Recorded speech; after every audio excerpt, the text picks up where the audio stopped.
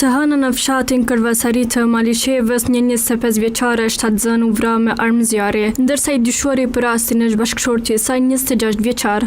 Ky rast i rënd rikthen edhe një herë në vëmendje numrin e lartë të vrasjeve të grave në Kosovë. Vetëm gjatë këtij viti 6 raste të vrasjeve të rënda në familje kanë ndodhur në Kosovë, ndërsa 3 prej viktimave kanë qenë femra.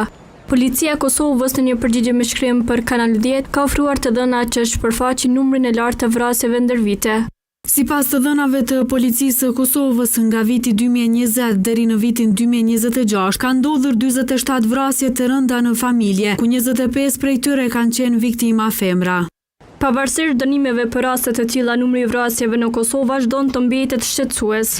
Kështu deklaron avokati Arbër Jashari, i cili thotë se dënimet së fundmi janë ashpërsuar për kryesit e veprave të tilla penale.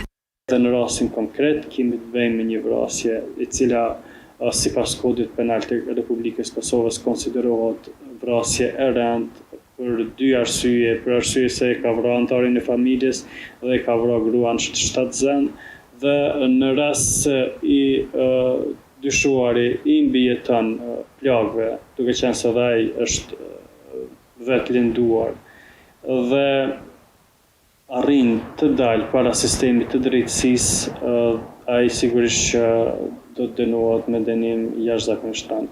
Për këtë çështje, psikologu klinik Hazer Elshani thotë se shpeshtimi i seancave psikologjike dhe trajtimi me kohë problemeve psikologjike mund të ndihmojnë në parandalimin e rasteve të tilla.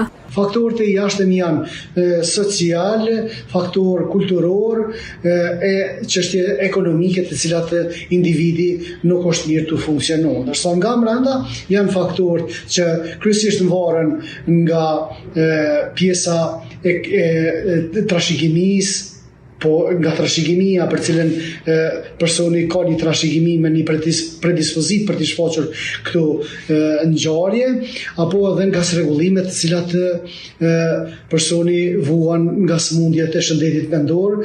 Derisa rastet e tilla shënojnë në rritje, institucionet dhe organizatat jo qeveritare u bëjnë thirrje grave që të raportojnë në vazhdimsi dhunën, abuzimin apo cënimin e të drejtave të tyre.